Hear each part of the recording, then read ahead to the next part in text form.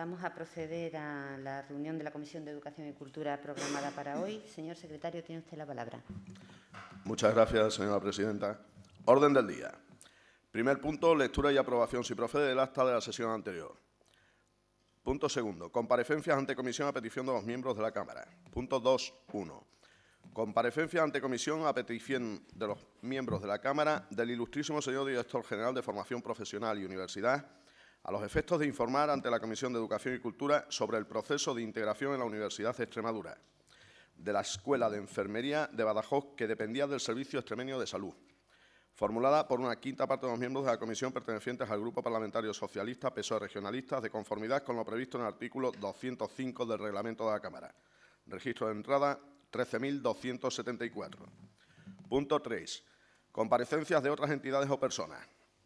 Punto 3.1. Comparecencia de otras entidades o personas del presidente de la Confederación Católica de Padres de Familia y Padres de Alumnos de Extremadura, CONCAPA Extremadura, a los efectos de exponer ante la Comisión de Educación y Cultura la situación e inquietudes del sector de padres y madres de los alumnos de la enseñanza concertada en la Comunidad Autónoma de Extremadura, formulada por el Grupo Parlamentario Mixto, Agrupación de Diputados Regionalistas PRESCRES, de conformidad con lo previsto en el artículo 206 del Reglamento de la Cámara. Registro de entrada número 14.047. Punto 4. Preguntas con solicitud de respuesta oral ante comisión. Punto 4.1. Pregunta 472. Sobre el número de docentes contratados a media jornada por la Consejería de Educación y Cultura en el curso escolar 2013-2014, formulada por doña María Ignacia Ruiz de Gauna Burguillos. Registro de entrada 13.894. Punto 4.2. Pregunta 476. ¿Qué medidas va a adoptar la Consejería de Educación y Cultura para satisfacer la elevada demanda de plazas en los ciclos formativos de formación profesional en el curso escolar 2013-2014? Formulada por doña María Ignacia Ruiz de Gauna Burguillo. Registro de entrada número 13.949. Punto 5. Propuestas de impulso ante comisión. Punto 5.1. Propuesta de impulso ante comisión 37, instando a la Consejería de Educación y Cultura a dar cumplimiento a la resolución 76/6, por la que el Pleno de la Cámara, en sesión de 20 de octubre de 205, aprobó la proposición no de ley 185/6, por la que se instaba a la Junta de Extremadura a inventariar los chozos existentes en la región y a su rehabilitación, mantenimiento y promoción, formulada por el Grupo Mixto, Agrupación de Diputados Regionalistas PRESCRES. Registro de entrada número 13.501. Nada más, señora presidenta.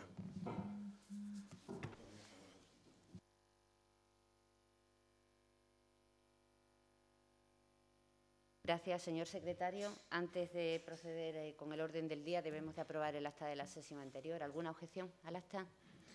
Vamos a hacer una modificación del orden del día para tratar la propuesta de impulso ante comisión, el punto número 5.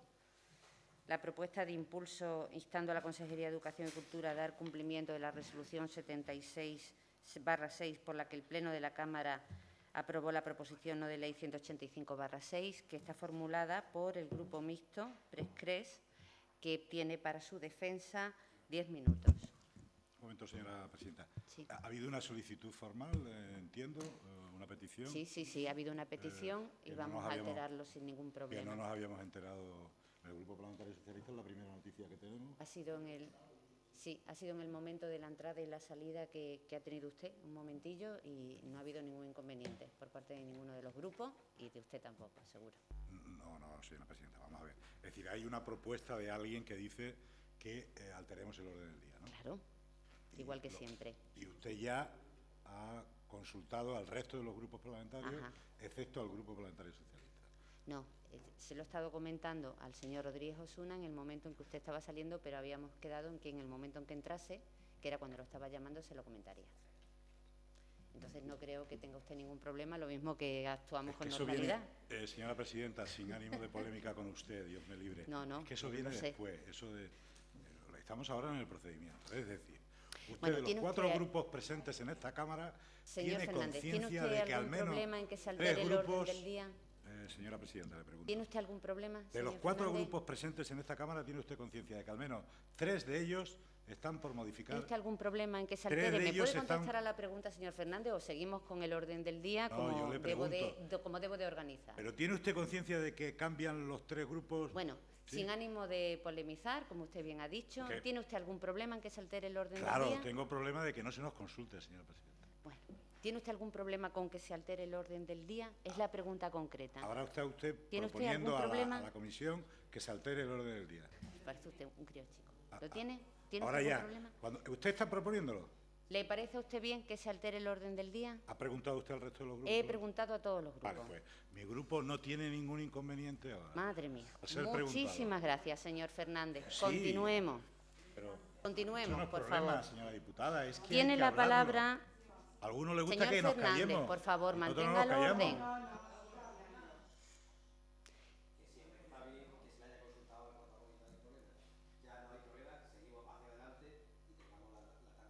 Exacto. Señor Damián, tiene usted la palabra por tiempo de 10 minutos. Muchas gracias, señora presidenta. Son unas horas donde mis biorritmos no están demasiado acostumbrados a intervenir, pero yo, después de leerme el memorándum que me han mandado sobre este plan de recuperación, de la inclusión de los chozos de piedra en el inventario Patrimonio Histórico, Artístico y Cultural de Extremadura, tengo la impresión de que por parte de todos los grupos, digo de todos, para que luego nadie me diga que yo me escullo, pues hay un poquito de falta de sensibilidad en el tema de la protección, el cuidado de nuestro patrimonio histórico-artístico.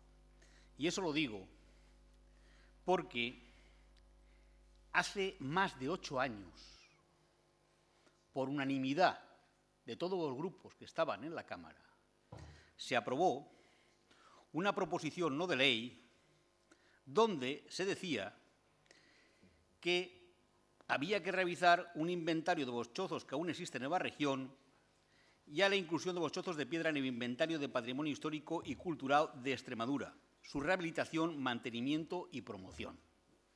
Esto que estoy leyendo se publicó en el DOE número 298 y fue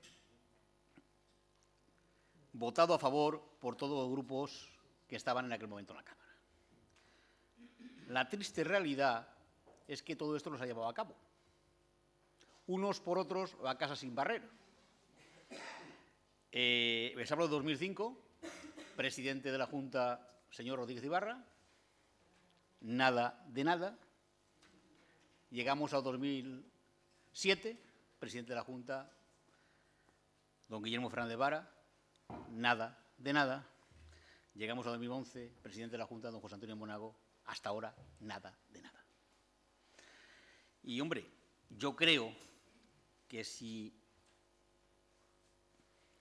nosotros, los que representamos a los ciudadanos de Extremadura, no nos preocupamos de que nuestro patrimonio histórico-artístico se conserve, se cuide, se inventaríe, etcétera, etcétera, flaco favor le estamos haciendo a nuestra historia y a nuestra comunidad.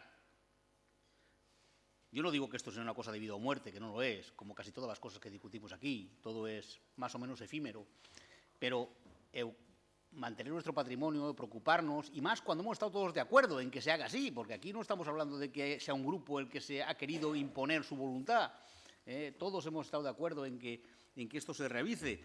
Bueno, pues yo por eso insto al Gobierno, y les pido a ustedes de forma favorable que voten esta propuesta de impulso para que el Gobierno pues se cuelgue la medalla de los chozos. Ya que los dos anteriores no han sido capaces de colgarse la medalla de los chozos, que se la cuelgue porque a mí me da igual que se cuelgue la medalla. Yo lo que quiero es que se solucione el tema y que nuestro patrimonio de verdad se cuide, que yo creo que es importante cuidar. Yo creo que tenemos que querer más a nuestra comunidad, tenemos que tener un sentimiento de orgullo hacia lo que tenemos aquí. Yo leí aquí en esta revista, no sé si ustedes saben lo que son los chozos, aquí hay uno de piedra, por si alguno no lo ha visto, y aquí dice, y es que el chozo es una manifestación singular de nuestra arquitectura rural tradicional, una construcción que encontramos a lo largo y ancho de todo el territorio de nuestra comunidad autónoma. es, sin lugar a dudas, la construcción más representativa y emblemática de nuestra arquitectura vernácula, con diferentes nombres y pequeñas variantes arquitectónicas. La encontramos en todas las comarcas de Extremadura. Señor Cascos, por aquello de la lengua, ya sé que son modismos, pero me voy a dar unos cuantos. Chozus, chozas, garnachos, murus, bóvedas, chafurdos, zajurdones, chajurdonis, torreones, bovías, bujíos, bujardas, torrucas, batucas. Todo eso son nombres de los que se da a los chozos. Ya sé que son modismos, pero que no dejan de tener su valor cultural y que, ya sé que usted ahora me va a decir que no, pero bueno, yo lo adelanto. Entonces yo por eso les pido a vos tres grupos que, bueno, pues que ya que ha pasado tanto tiempo y que esto no se ha llevado a cabo y que está publicado en el DOE y que ha sido un acuerdo de todos, que instemos al Gobierno a ver si en esta legislatura somos capaces de sacar esto para adelante. No voy a ser más pesado porque creo que va tarde, es larga y hay un orden del día también completito, con lo cual yo doy por finalizada mi exposición. Muchas gracias, señora presidenta. Gracias a usted, señor Beneito. ¿Algún grupo solicita el turno en contra? Ningún grupo. Entonces pasamos a la fijación de posiciones de menor a mayor. Señor Cascos, tiene usted la palabra. Muchas gracias. Señor Beneito, cuando yo hablaba de modismo no lo hacía en un sentido peyorativo ni nada.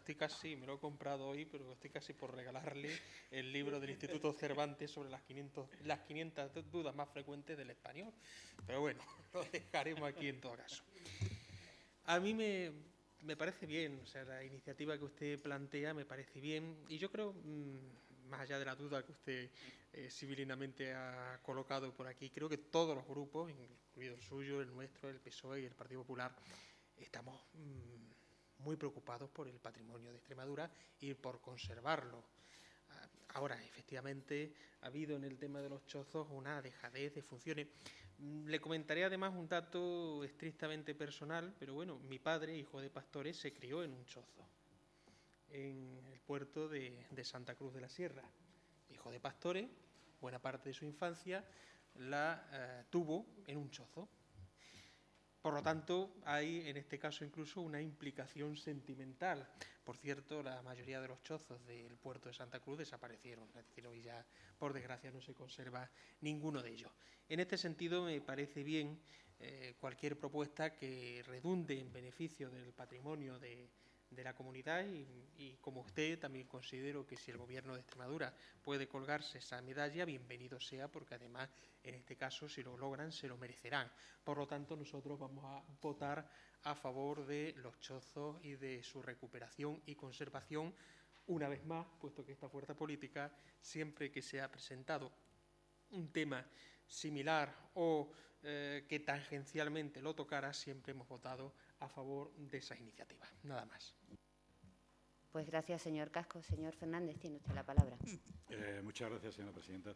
El Grupo Parlamentario Socialista va a votar a favor de esta iniciativa y tiene también alguna consideración que hacer al señor Beneito, que es el autor de la iniciativa. Bueno, recordarle, estoy seguro que él lo sabe, que a partir del año 2007 se iniciaron una serie de estudios que efectivamente no culminaron y ahí, de hecho, en la propia Consejería de Cultura tiene que constar la realización de al menos un par de estudios que tenían que ver con la protección, aunque efectivamente no se pudo llegar a hacer un inventario, que yo creo que es una de las razones fundamentales de la propia iniciativa en su origen. Un inventario el señor Beneito tiene que ser consciente de los centenares de chozos en sus diversas acepciones que hay en la región, ¿no? Y por lo tanto no es una tarea fácil, no lo era entonces, seguramente tampoco lo será ahora, pero en cualquier caso nuestro grupo parlamentario, de quien partió la iniciativa, como bien sabe el señor Beneito, como sabe perfectamente que en el año 2006 la iniciativa era de un miembro del grupo parlamentario del PSOE regionalistas, y bueno, fue aprobada desde luego con los votos del Grupo Parlamentario Socialista. Así que nosotros consideramos que efectivamente hay que hacer en estos momentos un esfuerzo de completar aquello que podríamos llamar estudio inicial con el que comenzó este trabajo y plantearse un horizonte temporal, el que sea. Yo supongo que ya la Dirección General correspondiente. Desde luego, a nuestro juicio, no puede ser de modo inmediato, insisto, porque se trata de una tarea inmensa por el número y la cantidad de construcciones, entre comillas, de las que estamos hablando, pero sí, nosotros vemos oportuno que se pueda retomar esa tarea y pueda llevarse a cabo. Muchas gracias. Muchas gracias, señor Alberdi. Tiene usted la palabra. Gracias, señora presidenta. Pues bien, es cierto que en esta Cámara mucho se ha hablado de los chozos de Extremadura, de esa arquitectura tradicional, de esa arquitectura vernácula que tenemos en nuestra tierra. Arquitectura tradicional, realmente me gusta llamarla de esa forma porque, como bien es cierto, nos ha comentado el señor Beneito, muchas son las denominaciones y la gran riqueza que tiene el lenguaje extremeño y, por tanto, las distintas denominaciones que se deben a los chozos.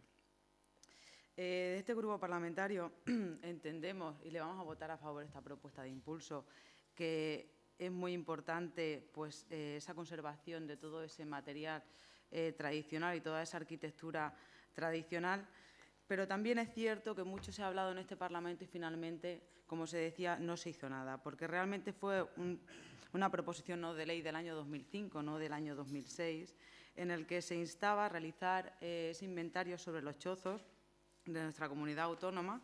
Posteriormente también hubo en el año 2009 una pregunta en la Comisión de Cultura y Turismo sobre los planes y programas que se estaban llevando a cabo en ese momento al Gobierno que estaba en ese momento y, desde luego, su contestación fue realmente que no se estaba haciendo nada hasta ese momento y, posteriormente, en el año 2010, otra comparecencia que se realizó en esta Cámara sobre la arquitectura vernácula de nuestra comunidad autónoma y bien es cierto que se vio que tampoco se estaba realizando ni se estaba llevando a cabo ningún inventario ni se estaba realizando ningún tipo de acciones para proteger pues, esta riqueza cultural que tenemos en nuestra tierra. Por lo tanto, partiendo de que en 6 años no se realizó ningún tipo de acción para proteger nuestro territorio, en este sentido, una vez que entró el Gobierno de Extremadura en la Junta, pues se vio que es que no hubiese ningún inventario sobre la arquitectura vernácula extremeña, sino que es que no había ningún tipo de inventario en nuestra comunidad autónoma de ningún bien que tuviese la Junta de Extremadura.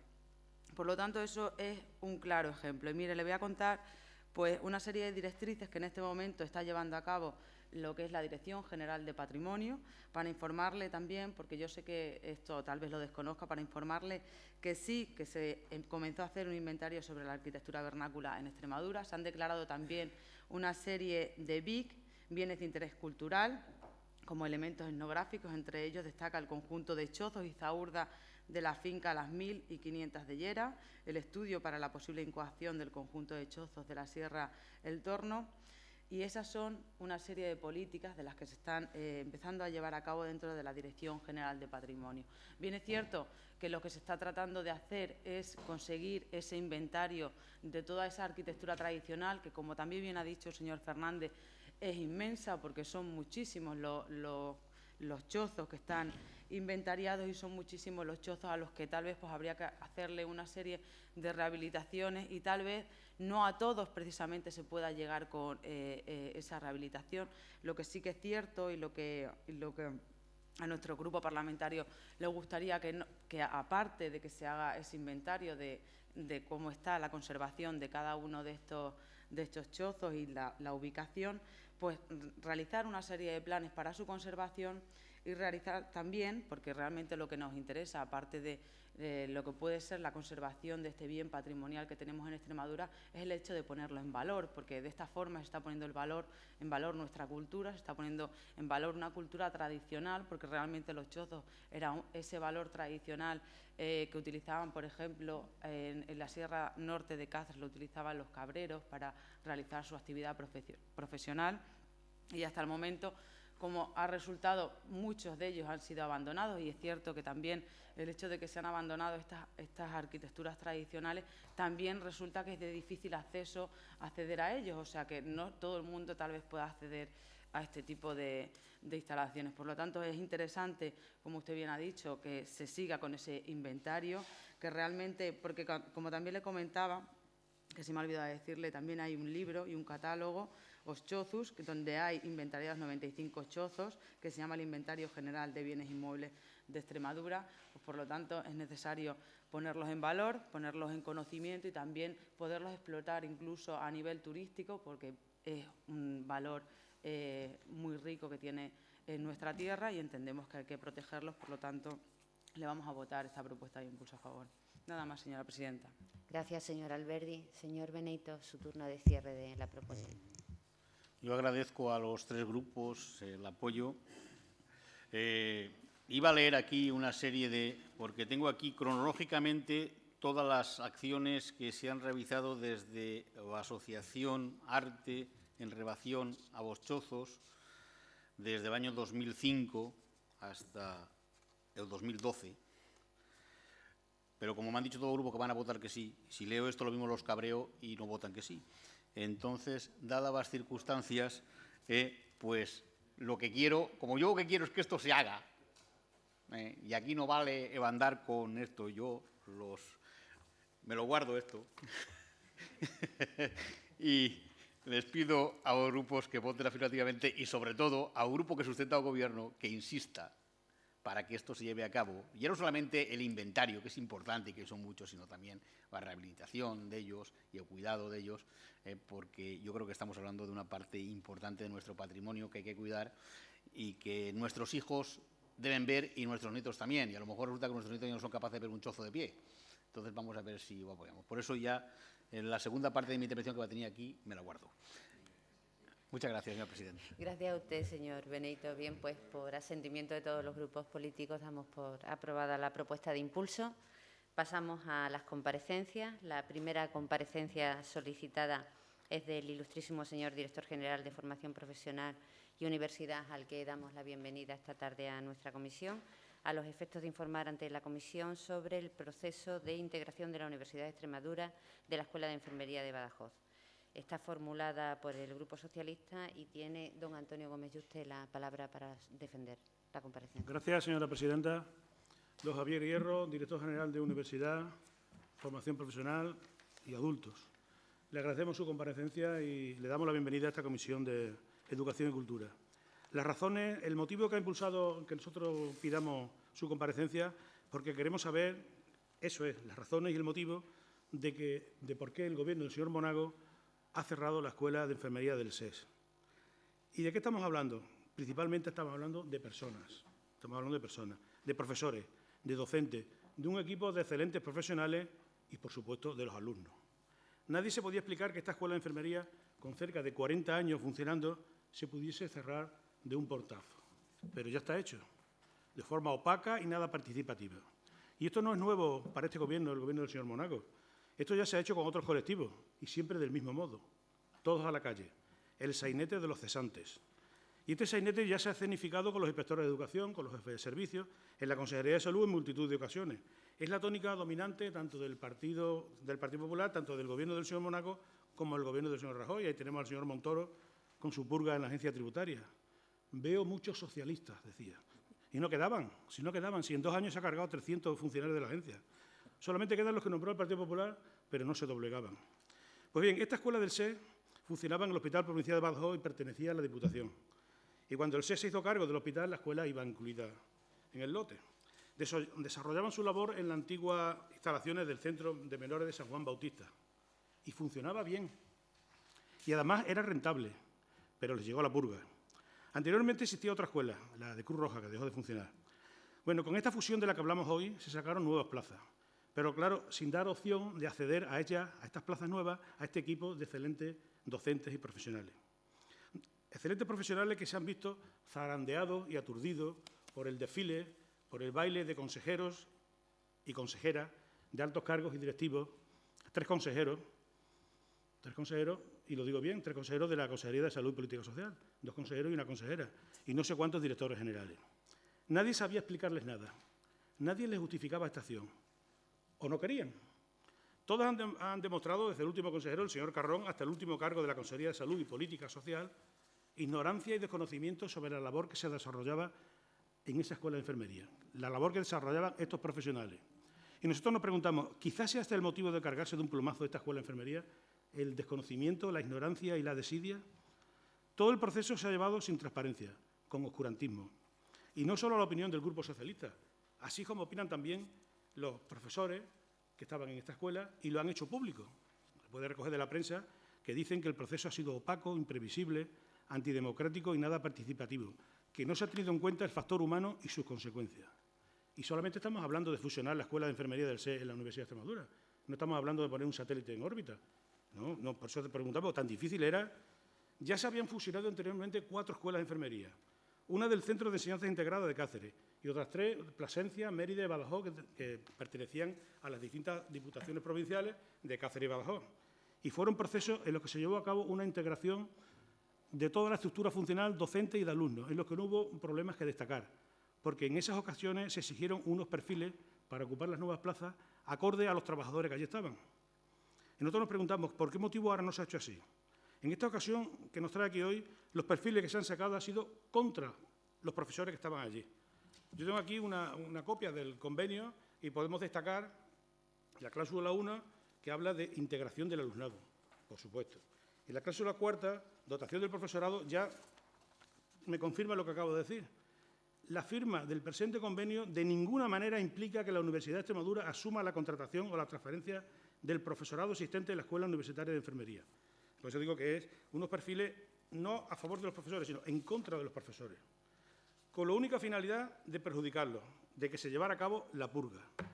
Se les ha exigido la tesis doctoral leída, con lo cual no les ha dejado opción para ocupar esas plazas. Otras plazas se han ofrecido a tiempo parcial, para que no sean atractivas de pedirlas. Estos profesores que el Gobierno del señor Monago ha dejado en la calle estaban en proceso de leer la tesis doctoral, pero no les han dado tregua. Esperamos que ahora usted nos pueda dar explicaciones sobre todas estas cuestiones que yo le he preguntado. Muchas gracias, señora presidenta. Gracias a usted, señor Gómez Yuste. Señor Hierro, bienvenido de nuevo, como siempre. Sabe usted que no tiene tiempo, sin tiempo ilimitado, para contestar a esta comparecencia. Bien, muchísimas gracias por la venida, señora presidenta. Muy buenas tardes, señorías. Bueno, son muchas cuestiones las que se ha planteado. Voy a intentar dar respuesta a algunas de ellas. El Real Decreto 3.263 del año 78, de 15 de diciembre, aprobó la conversión de la Escuela de Ayudantes Técnicos Sanitarios del Hospital Provincial San Sebastián de Badajoz en Escuela Universitaria de Enfermería, quedando adscrita a la Universidad de Extremadura. Hasta el curso académico 2012-2013 han convivido en la ciudad de Badajoz 2 centros, la Facultad de Medicina y la Escuela Universitaria de Enfermería del Servicio Extremeño de Salud, impartiendo la misma titulación, la de hasta entonces diplomatura de enfermería, actualmente el grado en enfermería, con una oferta de plazas de 40 estudiantes por curso. La oferta de la Facultad de Enfermería y Terapia Ocupacional de Cáceres es de 95 plazas y para la titulación que nos ocupa en el Centro Universitario de Plasencia es de 100 plazas. Ofertas superiores, pese a su menor población y capacidad en los centros sanitarios, a la que se estaba desarrollando en la ciudad de Badajoz, dependiendo en ambos casos, tanto en Plasencia como en Cáceres, de un único centro administrativo.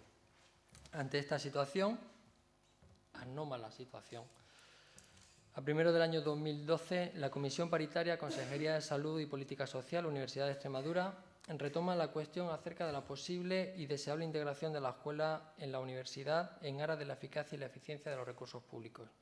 Se acordó para la consecución de tal fin la creación de una comisión para el estudio del proceso de integración, al objeto de ser especialmente cautelosos en la atención de los profesores y los alumnos de la escuela.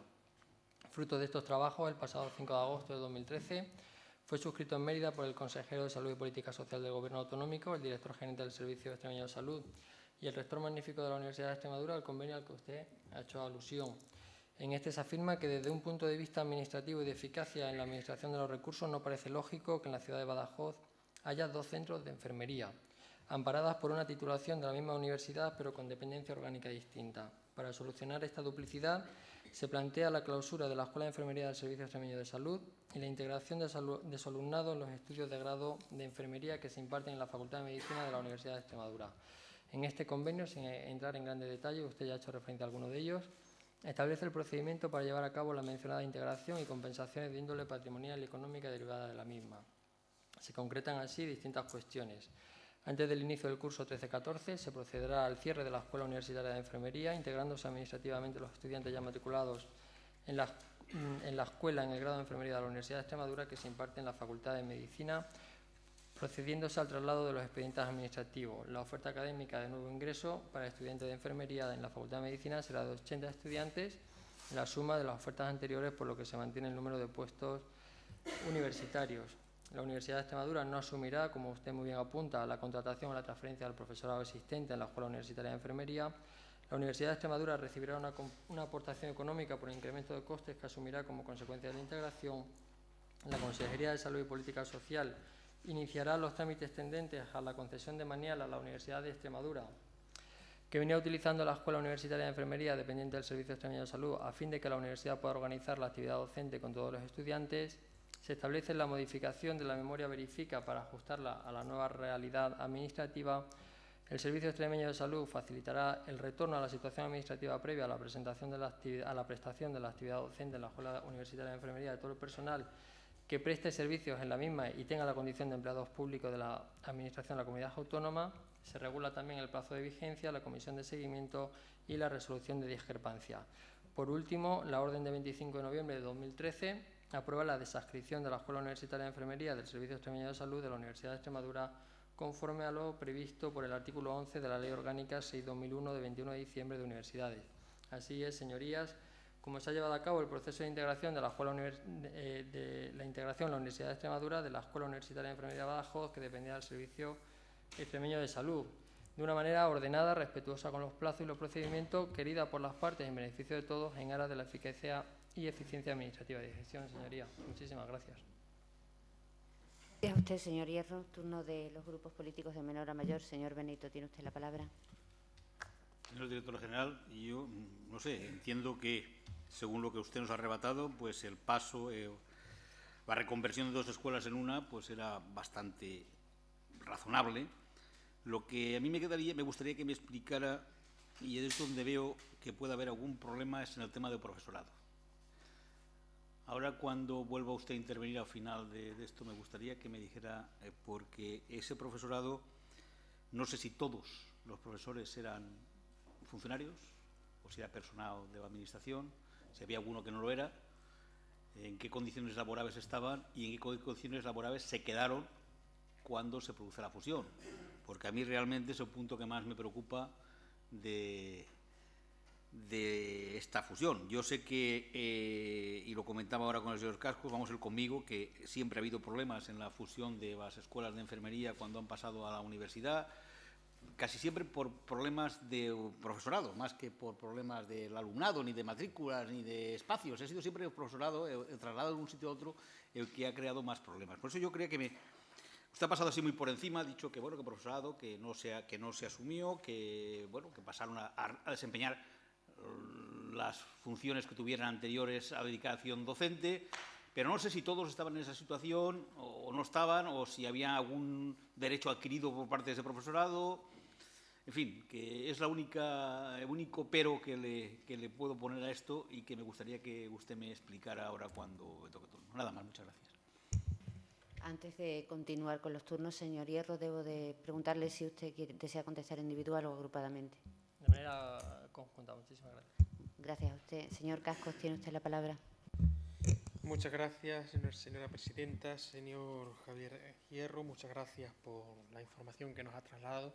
Efectivamente, hemos conocido en los últimos 20 años distintos procesos de integración dentro de la Universidad de Extremadura, que ha conllevado además, en su momento, conllevó la ampliación conllevó la ampliación a 4 campus y la integración de las distintas escuelas de enfermería que había, junto con otros centros universitarios de Almendralejo, de Mérida, etcétera. Y, hombre, señor Gómez Yuste, yo lo tengo que corregir porque formaba parte del claustro y de la Junta de Gobierno en aquel momento.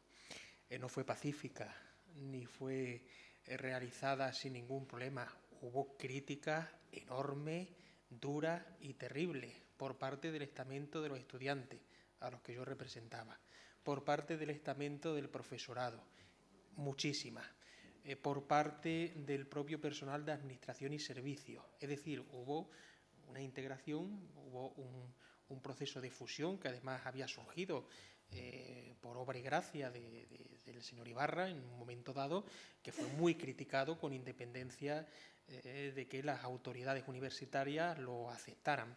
Y también hemos conocido otros casos en los que la Junta de Extremadura pues digamos, ha tenido una relación muy poco correcta con la Universidad de Extremadura.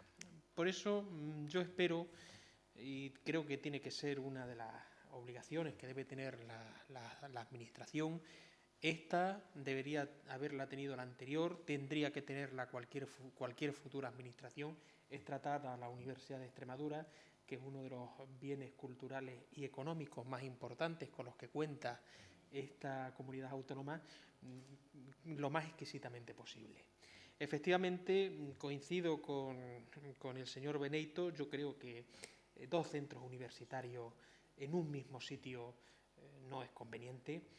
Incluso, debo decirlo, obviamente no lo defendería ahora, pero yo también fui de los que defendió que no tenía sentido que hubiera 5 escuelas de enfermería en la universidad, que hubiera 4 campus en la universidad. Pero bueno, obviamente eso digamos que tiene otro debate más amplio que escapa a lo que estamos aquí discutiendo. Pero en todo caso, y dado además el momento en el que nos movemos, el hecho de los cambios que está viendo la Universidad de Extremadura, muy vinculada al número de alumnos para que puedan permanecer y existir las carreras, obviamente 2 centros que imparten la misma enseñanza en la misma ciudad, pues no es sostenible.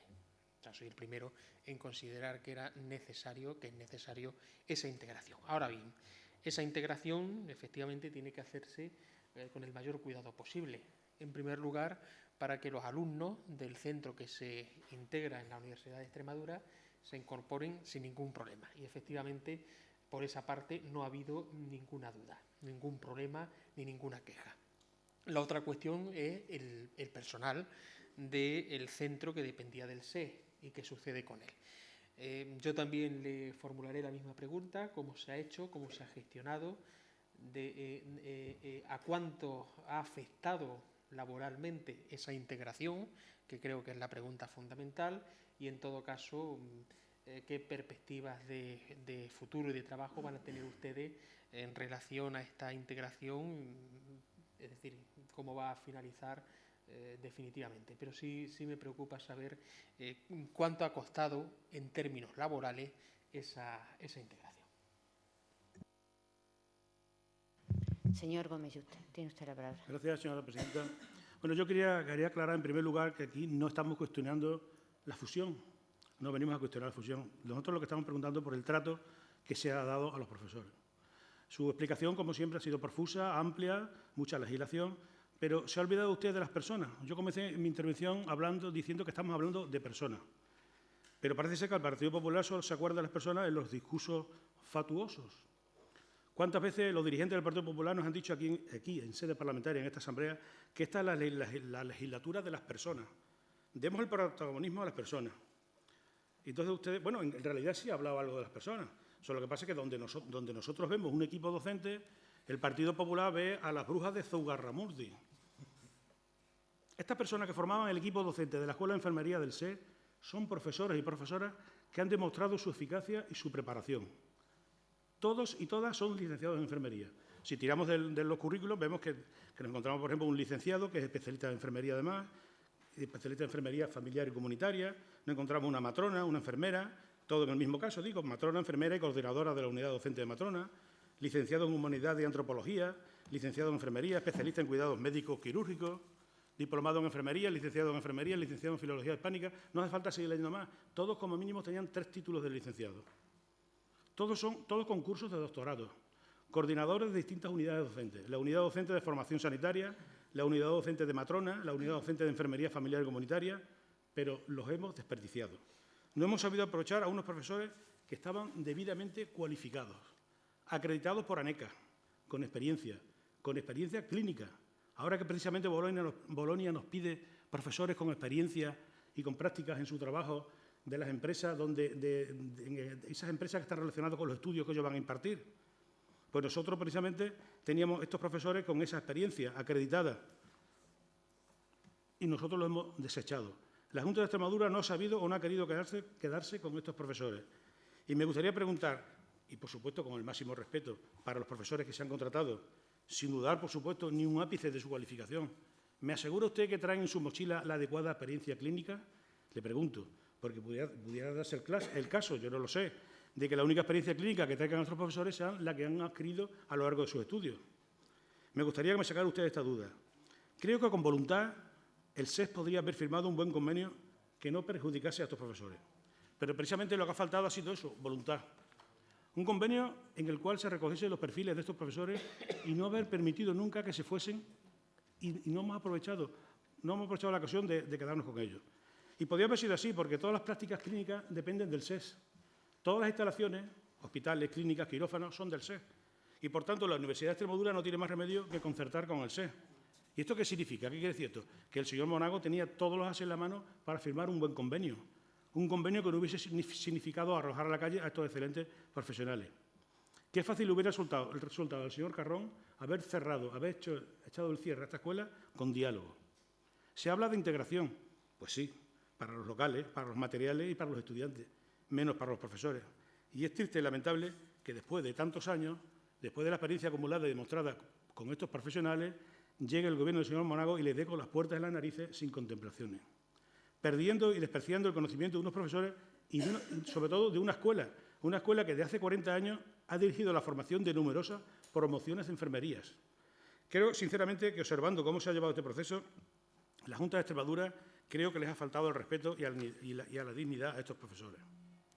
Y le voy a decir algo, seguramente se lo habrá dicho el señor Carrón, que le gusta mucho mirar en los archivos y los armarios de la consejería. Seguramente le habrá dicho que fue el Gobierno socialista el primero que quiso cerrar esta escuela de enfermería. Y es cierto. Pero ¿sabe usted qué hizo el señor Fernández Vara, que estaba de consejero de Salud? Dar la cara. Lo que no ha hecho el consejero de Salud. El señor don Guillermo Fernández Vara se presentó a las 8 de la mañana en la escuela de enfermería y se sentó con todo el equipo docente y los escuchó. Y estos le demostraron que el trabajo que hacían no solamente lo hacían bien, sino que además era rentable. Rentable en términos de formación y rentable desde el punto de vista económico. El SES no financiaba exclusivamente esta escuela. Son los alumnos con su matrícula quienes estaban pagando su formación. Era rentable a pesar de que ya por rutina siempre se les olvidaba pagarle el dinero de las becas. Pero a pesar de eso era rentable. Entonces, ¿cuál ha sido el motivo para cerrar la escuela? Si prestaba una buena formación y no era una carga. ¿Cuáles han sido entonces las razones? Lo único que sabemos, la triste realidad, es que la escuela ha cerrado. Y ha tenido que ser precisamente con la llegada del señor Monago al Gobierno de la Junta de Extremadura para cerrarla. Yo le hago una pregunta. ¿Conocía el señor Monago y el señor Carrón el coste de un estudiante de enfermería de esta escuela? ¿Y lo que nos va a costar a los contribuyentes ese mismo estudiante en la escuela de la Universidad de Extremadura? ¿Nos podría hacer usted una comparativa en su intervención? Si va a haber el doble de estudiantes, ¿cuántos profesores se han contratado? El SES sabemos que ha puesto un buen dinero encima de la mesa. ¿Se ha utilizado para invertirlo en esta escuela o se va a invertir en el resto de las escuelas de enfermería? Y la última pregunta. ¿Conocía tanto el señor Monago como el señor Carrón los indicadores de calidad de esta escuela? ¿Le han informado a usted sobre estos indicadores? Estas son algunas de las preguntas que usted quizás nos pueda responder en su próxima intervención. Y así podemos saber si está justificado el cierre de esta escuela, que además de formar generaciones y generaciones de enfermería, también ha sabido llevar el nombre de Extremadura por todo el mundo. Y estamos hablando de su labor de cooperación internacional, que no queremos que quede en el olvido. Con esta labor de cooperación ha llevado la marca Extremadura, sin alardes, solo con su trabajo, a Egipto, Jordania, Senegal, Etiopía, Marruecos, Guinea-Bissau, Palestina, Alemania, prácticamente por todo el mundo, con reconocimiento de la Organización Mundial de la Salud, de la FAO y del Banco Mundial, sin algarabía, sin publicidad. Han sido los mejores embajadores que nunca nos hubiéramos imaginado. Embajadores para las poblaciones con las que han trabajado y, al mismo tiempo, embajadores con los gobiernos y con las instituciones de esos mismos países. Por todo esto que he expuesto en mi intervención, creo que se merecen al menos una explicación del portazo en las narices que le ha dado el Gobierno del señor Monago. Y ya aprovecho también para agradecerle a un representante de esta escuela de enfermería que asista esta tarde aquí con nosotros a esta comparecencia. Muchas gracias. Gracias a usted, señor Gómez. Señor Barrio, tiene usted la palabra. Gracias, señora presidenta. En primer lugar, agradecer la comparecencia del director general aquí en esta comisión esta tarde para hablar sobre todo de este tema. Era a mediados de los años 90 cuando la Universidad de Extremadura aprobó lo que se llamó el proyecto UNED, cuyo padre fue el que posteriormente fue consejero de Educación, Cultura y además también de Universidad del Gobierno socialista del señor Rodríguez Ibarra. En aquel proyecto, ya el señor Casco lo ha mencionado, pues se recogía que en la Universidad de Extremadura se tendría que evitar las duplicidades y especialmente lo que sí se daba un paso importante para que todos los centros adscritos, que eran muchos lo que había en Extremadura, pasase a depender de la propia Universidad de Extremadura. Y yo recuerdo que el Consejo Social, allá por el año 97, creo, si la memoria no me falla, el Consejo Social, compuesto en su mayoría por representantes de la sociedad, por miembros elegidos por la Asamblea y por miembros elegidos por el Gobierno del señor Ibarra, por lo tanto, compuesto en su mayoría por personas de la cuerda del grupo en aquel entonces socialista de Extremadura, ya aprobó la adscripción de este centro a la Universidad de Extremadura y posteriormente fue ratificado, creo que por el Consejo de Gobierno, la Junta de Gobierno de la Universidad de Extremadura, en la cual yo también formaba parte de ella. Y fue un presidente de una diputación, la Diputación de Badajoz, un presidente socialista, el que ratificó este acuerdo. Por lo tanto, esto no nos lo estamos inventando nosotros, sino esto viene de hace tiempo, se recogió en un proyecto. Esto ha sido una de las banderas que siempre ha lanzado la Universidad de Extremadura y, además, una de las banderas a la que se enganchó el Partido Socialista desde el primer momento. Por lo tanto, no es algo que nos estemos inventando, sino algo que está viniendo desde el año 95, 96 o 97. Todos los centros públicos adscritos de nuestra comunidad, todos están integrados en la Universidad de Extremadura, todos. Solamente queda uno, que es privado, que es el Centro Cultural Santana. Lo ilógico, lo irracional y lo sorprendente que haya este centro, que también pertenece a un organismo público, como era en este caso el SED, que no estuviese integrado en la Universidad de Extremadura. Aquí hablamos de personas y, naturalmente, nosotros también hablamos de personas. Por una parte, del profesorado, que son personas, pero también de los alumnos. Y yo le puedo decir, como representante de alumnos durante mucho tiempo, que los mayores beneficiados de esta integración en la Universidad de Extremadura son los propios alumnos. Y que han sido siempre los propios alumnos los que han reivindicado el estar dentro de la Universidad de Extremadura para gozar de los mismos derechos, de la misma garantía que teníamos los alumnos, por ejemplo, de la Universidad de Extremadura. Entre ellos, el poder estar como representantes en los órganos de gobierno de la universidad. Entre ellos, de poder gozar de todos los servicios que oferta la universidad a estos alumnos. Por tanto, aquí hay que hablar de todas las personas, de los alumnos y de los profesores también. Los profesores de este centro, que yo no dudo, y además me tranquiliza el comentario del señor Gómez Yuste, de la formación que tienen estos profesores, me tranquiliza, yo no dudo de su capacidad y de que hayan sido muy buenos docentes. Pero ellos sabían que llegaría un momento que este centro se iba a integrar. Y que, igual que ocurrió con el resto de profesores en los distintos centros, para ser funcionario de la Universidad de Extremadura hay que pasar por una oposición, igual que para ser funcionario de cualquier ayuntamiento, de la Diputación o de cualquier administración pública. A mí me tranquiliza porque yo sé que estos profesores, que tienen esta formación, que tienen este prestigio y que tienen además esta experiencia como docente, no van a tener problemas dentro de un año, de dos, del tiempo que sea, de ser profesor de la Universidad de Extremadura. No van a tener problemas. No obstante, aquellos que están en los cursos de doctores pueden ser ayudantes de esta universidad o contratar como profesor asociado. Aquellos que sean doctores, pues puede ser contratado también como ayudante doctor, como contratado doctor o como asociado. Pero qué duda cabe que tendrán que pasar por el mismo procedimiento que han pasado otros profesores de otros centros adscritos antiguos de la Universidad de Extremadura, como fueron el centro de Mérida y como también ha sido el centro de Presencia. Tendrán que pasar por el mismo filtro. Y que no puede haber atajos, porque la ley no lo permite. Y también, ya que hablamos de personas, habrá que ponernos en esos profesores de los centros de enfermería de la propia universidad, a los cuales se le está exigiendo por ley una serie de requisitos, entre ellos investigación, formación, etcétera, etcétera. Y yo no dudo que en este centro no se haya investigado, no lo dudo, pero a ellos se le han ido evaluando. Y ellos han tenido que cumplir con la normativa que hay en esta materia. Entonces, yo también pienso que tendremos que pensar en esos otros profesores que ven cómo en otros centros, a lo mejor, no lo sé, que en otros centros los requisitos han sido menores que los que ellos han tenido en la propia Universidad de Extremadura. Y también habrá que pensar en aquellos trabajadores del SER que no han tenido oportunidad de ser profesores de este centro dependiendo del SER, que también lo hay, y no han tenido oportunidad. ¿Por qué? Porque no se les ha ofertado esa oportunidad. Por lo tanto, yo creo que esta reivindicación, que es antigua, que la capitaneó el Partido Socialista a mediados de los años 90, ha llegado a su fin. Y yo creo que los más beneficiados, y en esto conocemos algunas cosas, son los propios alumnos. Y a mí me congratula y además, repito, me voy mucho más tranquilo porque sé que estos profesores no van a tener problemas, primero porque la mayoría creo entender que son funcionarios, pero y volverán a su puesto de trabajo, naturalmente. Pero independientemente de eso, no van a tener el más mínimo problema de ser el día de mañana profesores de la Universidad de Extremadura. Yo no le voy a preguntar que cómo quedan estos profesores o por qué estos profesores no se han integrado a la universidad. No, porque eso le corresponde a la Universidad de Extremadura.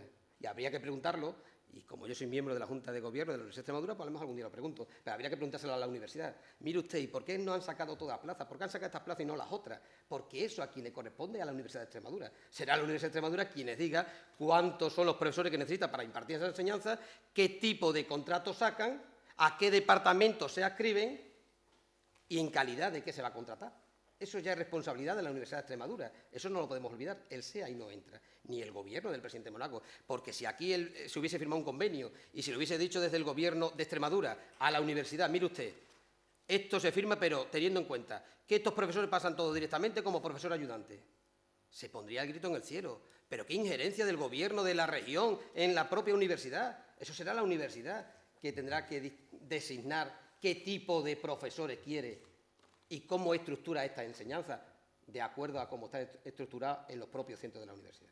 Por tanto, yo creo que eso ahora le corresponde a la universidad, y que será la universidad, y a mí me consta que la universidad, el equipo rectoral y todos los órganos de la universidad serán sensibles con estos profesores y que no van a tener ningún problema. Pero, repito, desde el año 97 se sabía ya en esta región que tarde o temprano este centro se iba a integrar.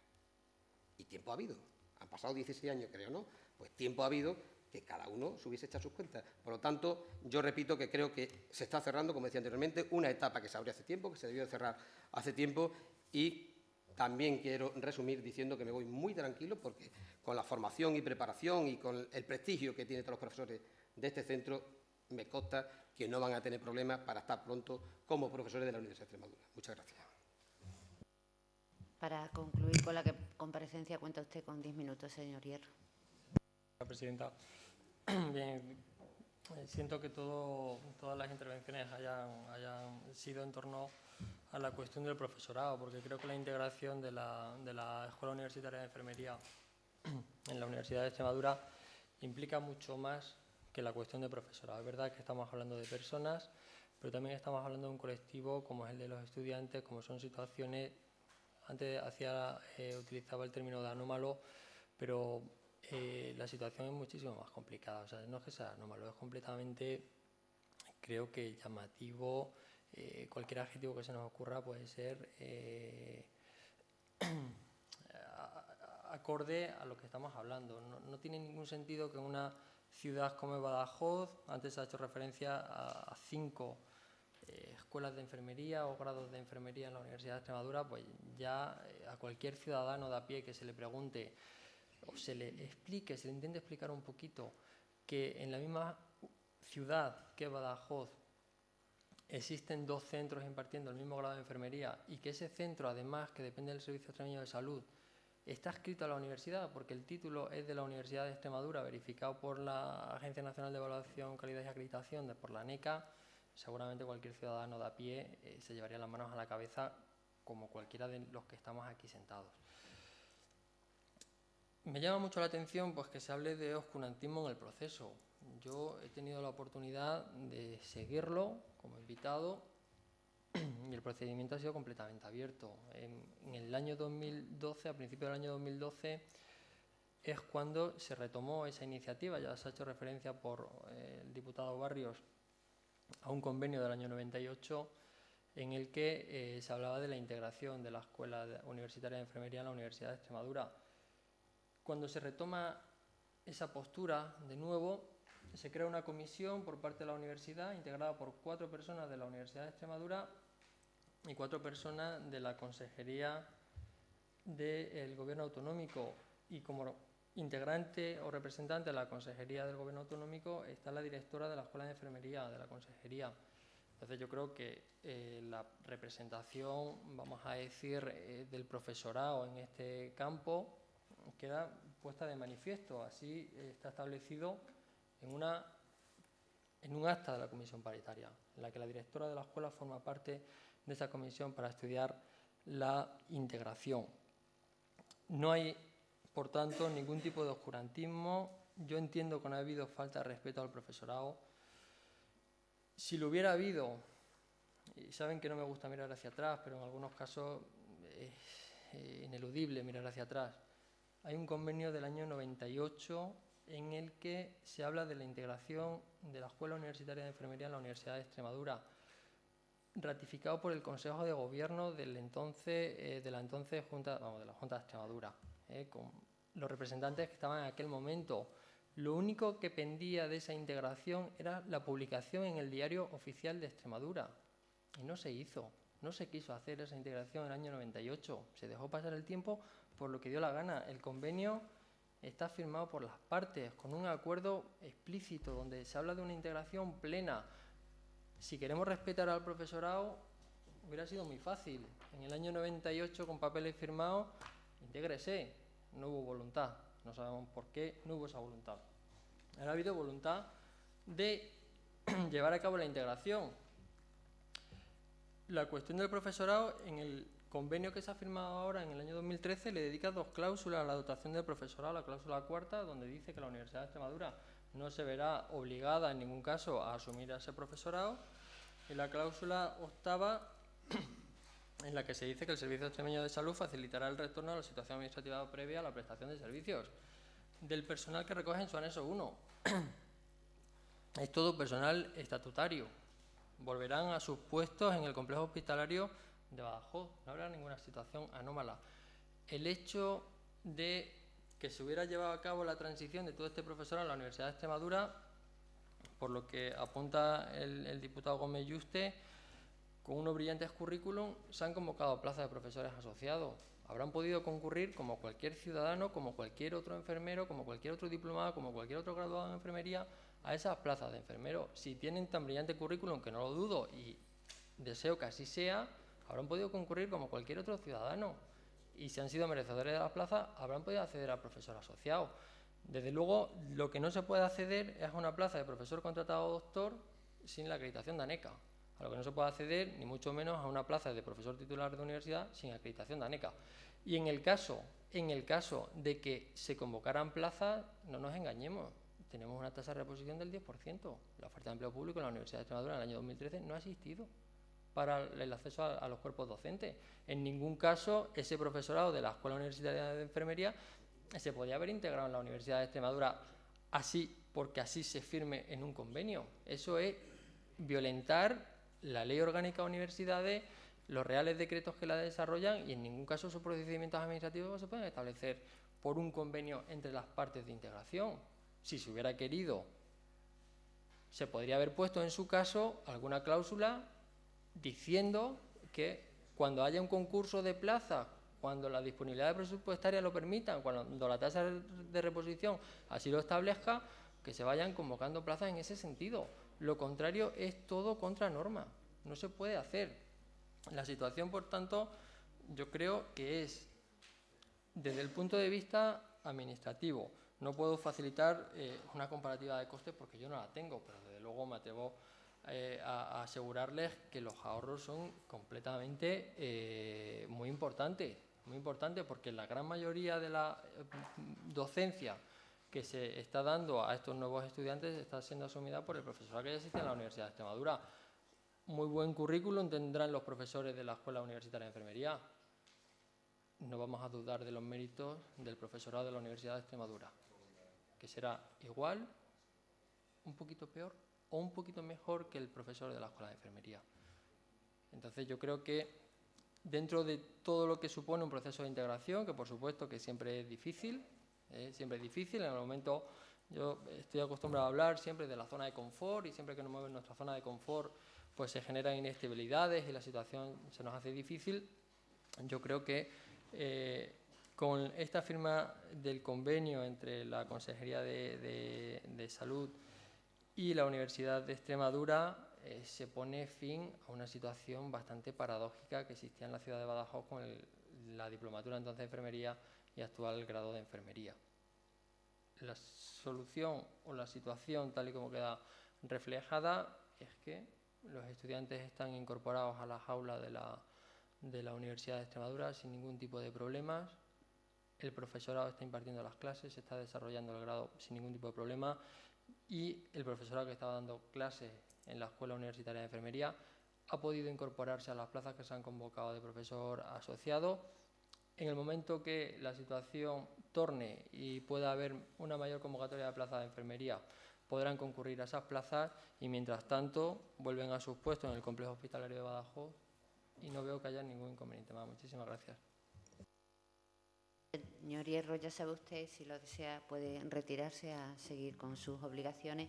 Nosotros continuamos con el orden del día para dar paso a la segunda comparecencia.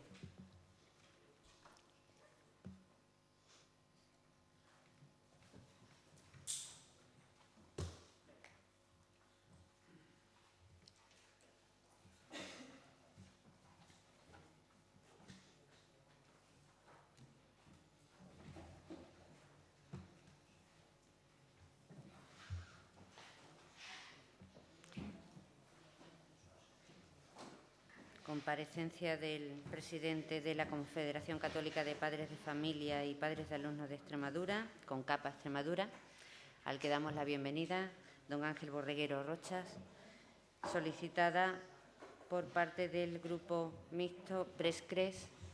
Señor Beneito.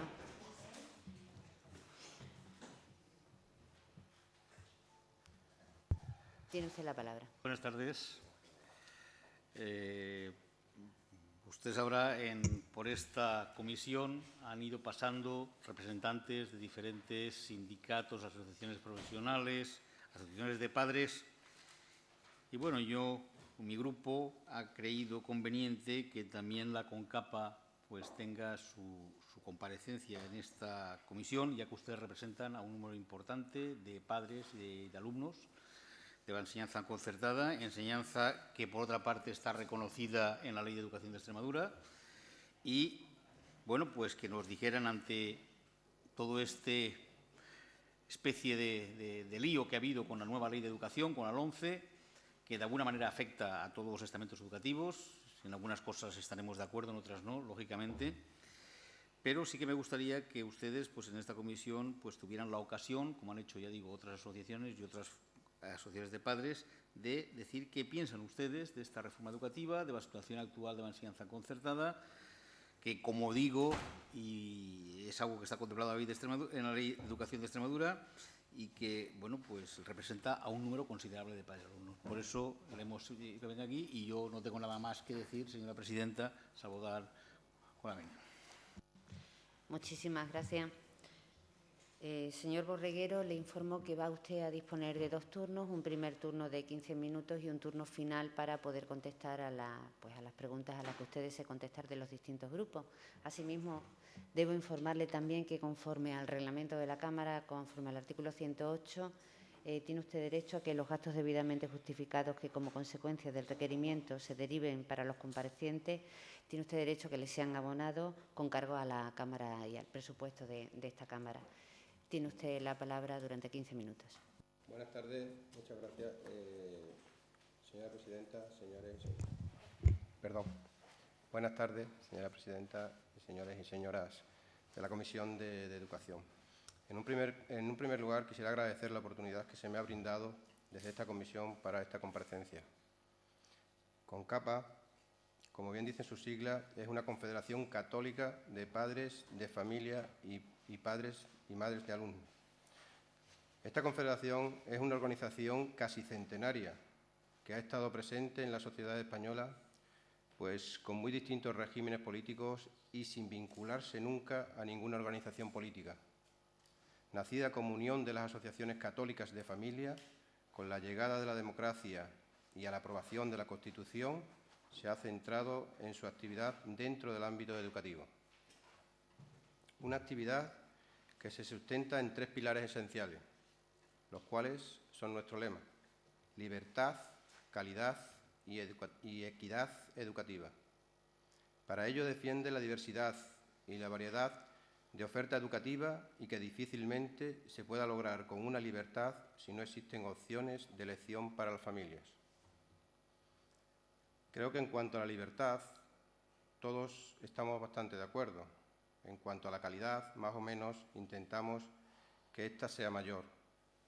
Pero en cuestión de equidad, las diferencias son muy notables y evidentes. El término de equidad se encuentra asociado a los valores de igualdad y de justicia. En Concapa Extremadura representamos a más de 18.000 familias que van a lo largo y ancho de nuestra región. Y digo a lo largo y ancho de nuestra región porque representamos familias de toda la geografía extremeña, desde, por ejemplo, Navalmoral de la Mata, Cabeza del Buey, etcétera, ¿no? Por lo tanto, no podemos entender la diferencia de asignación o subvención que recibimos por parte de la Administración, ya que se recibe, FREAPA concretamente recibe de hasta 7,5 veces más que Concapa. Por eso reclamamos una comisión de estudio para que se vea realmente los asociados que tienen distintas AMPAs pertenecientes a las 2 confederaciones. Porque los problemas a resolver de las dos confederaciones están por toda Extremadura y estamos en todos los órganos de representación, en el Consejo Escolar, etcétera. Otra cosa que consideramos fundamental desde Concapa es la información y la formación de los padres. Y para ello estamos impartiendo una serie de cursos adaptados a la situación real, como los cursos de gestión de administración y economía de las AMPAs, los cursos de redes sociales o web número 2, cursos de funcionamiento y legislación para las AMPAs, cursos sobre la LOMCE, un nuevo reto para las familias, cursos de formación para padres en distintos órganos de representación. También se están impartiendo cursos para la corresponsabilidad en las tareas domésticas, dotando a los alumnos y a los profesores de material audiovisual y práctico. También creemos importante la estructura de información mediante la cual las AMPAs están enteradas en todo momento de lo que sucede en su centro, a través de una correa de transmisión que constituyen los padres delegados y subdelegados de cada aula, que a su vez eligen a un coordinador de ciclo y estos pasan a formar parte de las juntas directivas de las AMPAs. También decirles que la relación con la Administración es bastante buena, tanto con esta como con la anterior. Y es buena también con los partidos políticos, por lo menos con los que nos conocen, con los medios de comunicación, sindicatos y demás entes. De hecho, Concapa Extremadura ha elaborado y participado activamente con la Administración anterior y con la que en aquel momento era la oposición, la elaboración de la LEX, la Ley de Educación de Extremadura, una ley que ha sido aprobada con el consenso del Parlamento extremeño y que recoge la actual denominación de todos los centros públicos y concertados como centros sostenidos con fondos públicos. Por eso, desde Concapa Extremadura no quisimos dejar de pasar la oportunidad que teníamos de hacer un reconocimiento a semejante labor y esfuerzo. Le otorgamos al Parlamento extremeño el Premio Nacional de Concapa en su 7ª edición. De hecho, aquí hay algunos miembros que asistieron a él, ¿no? A este acto, que se celebró en Madrid el 17 de noviembre de 2011, asistió una amplia representación del Parlamento extremeño. Bien, como nuevo presidente de Concapa Extremadura, seguiré junto con el Consejo Confederal en la misma línea y la misma trayectoria que la anterior. Una línea de participación, diálogo y colaboración con la Administración, los partidos, los sindicatos y demás entes. Pero por ello no dejaremos de hacer nuestras reivindicaciones, siempre desde una óptica de amistad y a través de la palabra y el consenso. Reivindicaciones tales como la figura de un profesor de apoyo para los niveles de infantil y primaria, porque entendemos que la figura de un profesor auxiliar en estos niveles puede mitigar en niveles superiores el absentismo y el abandono escolar, inculcando a nuestros hijos valores como el esfuerzo, la dedicación, la constancia y el hábito de estudio. Y es que, como decimos en nuestra tierra, el árbol ha de enderezarse desde pequeñito. También pedimos el refuerzo de las materias troncales desde el segundo ciclo de infantil, la implantación de un plan específico de fomento de la lectura y la expresión oral y escrita. Desde primaria, que se corrijan también las carencias que han detectado las pruebas de evaluación externa, como por ejemplo el caso PISA, ¿no? Creemos que debería trabajarse también la creatividad a través de las inteligencias múltiples y fomentar el aprendizaje de valores como la capacidad, la resistencia al fracaso, la educación para la salud, que ayude a prevenir la obesidad infantil o la educación vial. Queremos una mayor contundencia contra la intolerancia, el abuso y el acoso escolar, y que se fomenten el trabajo en equipo, las resoluciones pacíficas de conflictos y la gestión del tiempo.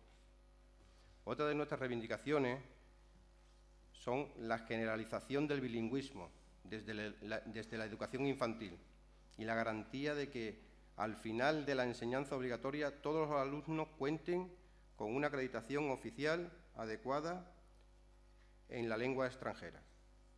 La incorporación de nuevas figuras en el Departamento de Orientación, como el psicólogo escolar, que ha de estar presente en todas las etapas. La realización de pruebas extraordinarias en septiembre y de recuperación desde cursos anteriores, como instrumento para que los alumnos alcancen sus objetivos. El refuerzo de la autoridad y el prestigio social del profesorado, así como su motivación e impulsión de su desarrollo profesional. La adecuación de ofertas de plaza, tanto para la pública como para la concertada, a la demanda de las familias. El establecimiento de la igualdad de trato para todos los alumnos de todos los centros sostenidos con fondos públicos, como la gratuidad del bachillerato y, a su vez, en la concertada, los módulos de financiación del concierto que deben garantizar el coste real del puesto escolar.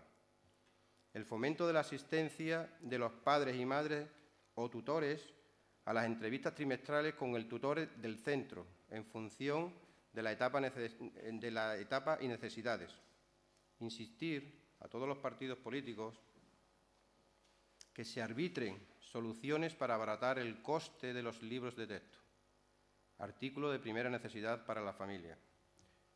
Y, por último, comentarles que CONCAPA Extremadura ha trabajado y trabajará siempre en defensa de la mayoría y de la educación en general, sin distinciones entre redes ni públicas ni concertadas. Todas aquellas mejoras que queremos para la concertada, las queremos también para la pública. Y, en definitiva, nuestro objetivo es mejorar la educación en Extremadura. Estamos abiertos al diálogo con todos ustedes. Muchas gracias. Gracias a usted, señor Borreguero. Señor Benito, tiene usted la palabra. Muchas gracias por su información. Yo creo que desde mi grupo, que fuimos partícipes en la votación de la Ley de Educación de Extremadura, lógicamente estamos de acuerdo en la coexistencia de la enseñanza pública y concertada sufragada con fondos públicos y entendemos que sus reivindicaciones pues, son bastante adecuadas, en el sentido de que cualquier alumno, cualquier niño o niña de esta comunidad debe tener los mejores recursos para educarse de la mejor manera posible. Y eso debe ser independientemente del centro donde estudie. No podemos tener distintas varas de medir la eficacia educativa dependiendo de que un niño estudie en un centro o estudie en otro. Por eso estamos de acuerdo en que si la ley contempla la posibilidad de la coexistencia de la enseñanza pública y la enseñanza concertada, pues lógicamente, haciendo caso a la ley y acatando la ley, pues creemos que se debe dar los mismos medios a los alumnos de unos centros que de otros para que su educación sea la adecuada. Profesores de apoyo en infantil y en primaria, naturalmente que sí, tanto en primaria tanto en concertada como en pública, naturalmente que sí. Refuerzo de las asignaturas troncales, pues claro que sí, pero tanto en la pública como en la concertada. El informe PISA, es un jarro de agua fría para todos. Y esperemos que nos sirva para mejorar y para que la próxima vez que haya un informe PISA, pues los resultados sean mejores de los que han sido ahora mismo. Antes teníamos el informe Marchesi, que también nos dejaba poco más o menos igual. Luchar contra la intolerancia, el acoso escolar, el abuso. No creo que haya ningún grupo que esté en contra de eso. Creo que todo el mundo está de acuerdo en que si no a los alumnos, a los niños y a las niñas no les educamos en la tolerancia y les enseñamos a respetar a los demás y a no abusar de los demás por razón de sexo, de fuerza o de estatura o de forma de ser, pues mal andamos. El bilingüismo es algo que es fundamental ahora mismo en la educación. El psicólogo escolar, bueno, los departamentos de orientación tienen que estar bien dotados y tiene que haber departamento de orientación en todos los centros, estamos de acuerdo.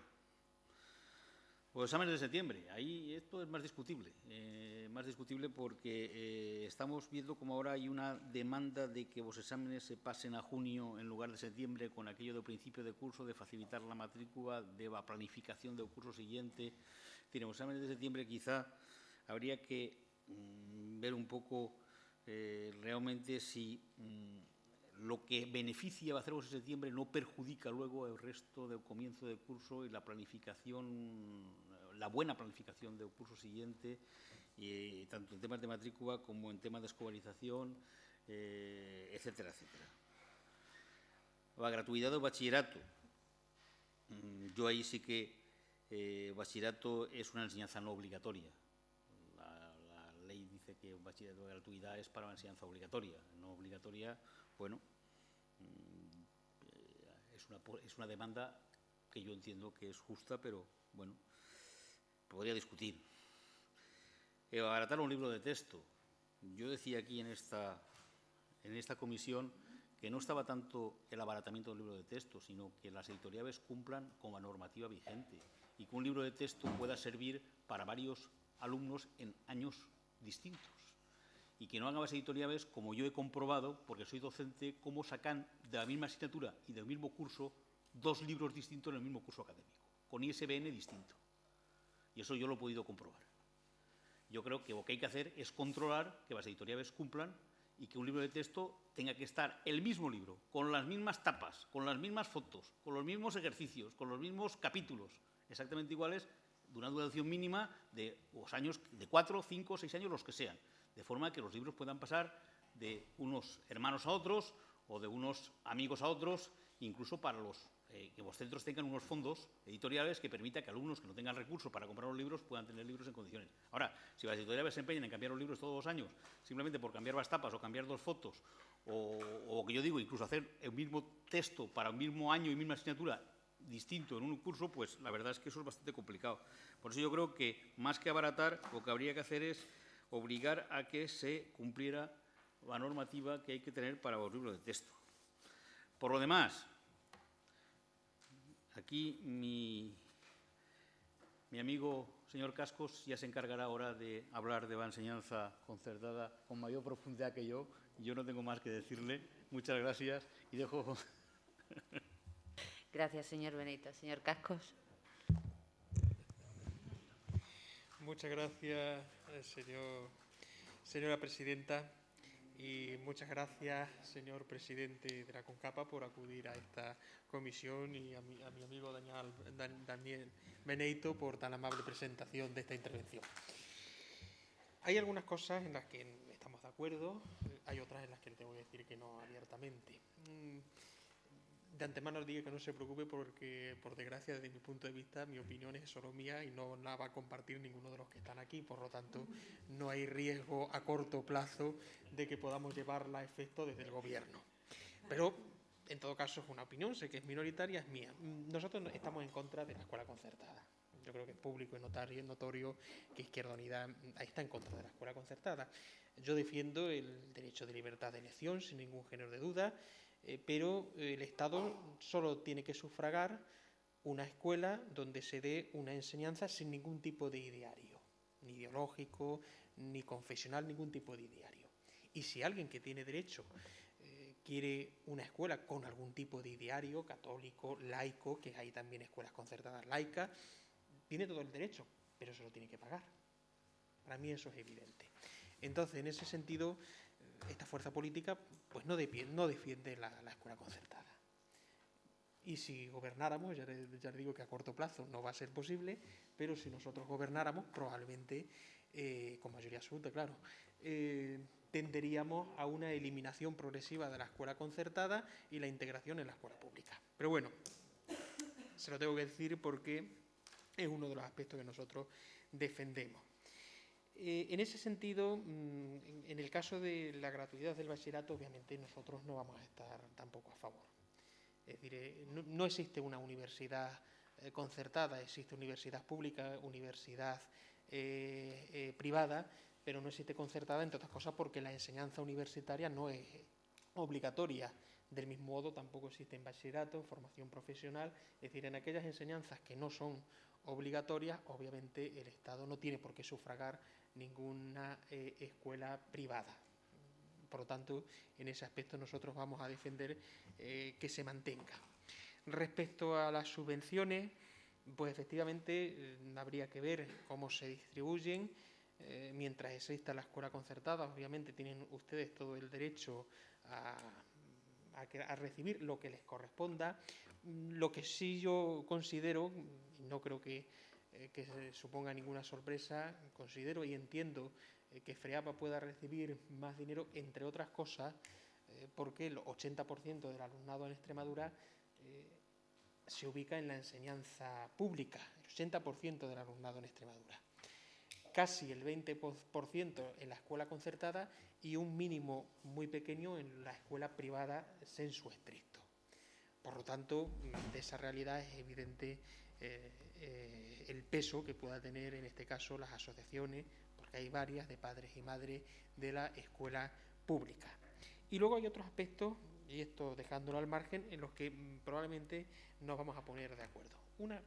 Un dato que usted ha dado, una petición, y es algo que nosotros llevamos pidiendo desde hace tiempo, el fomento de la creatividad. Es uno de los temas que no se ha abordado, por desgracia, en este país. Y, por cierto, en aquellos países que encabezan el ranking del informe PISA, curiosamente la creatividad sí está muy mimada. Pero aquí no. De hecho, tenemos un modelo educativo donde se mata la creatividad, porque el fomento de la creatividad implica una educación casi personal, conocer a cada uno de los alumnos y ver cuáles son sus mejores disponibilidades y desarrollar esas disponibilidades.